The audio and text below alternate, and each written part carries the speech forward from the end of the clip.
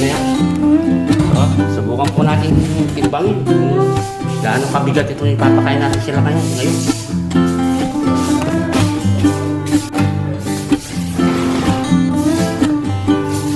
Timbangin muna natin yung isang timba na walang laman para malaman natin, minus natin kung gaano kabigat.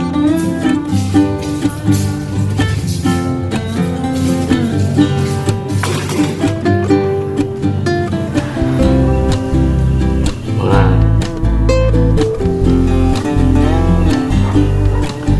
900 grams, kulang lang na isang gugot sa isang kilo yung walang laman.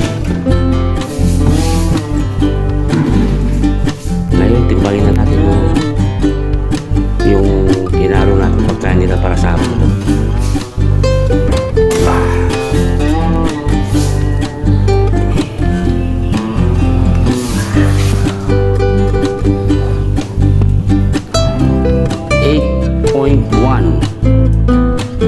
Minus 900.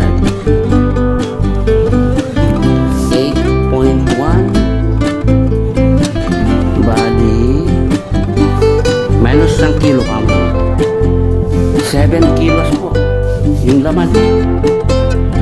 At least mga 7 kilos po yung pinapakain natin sa kanya.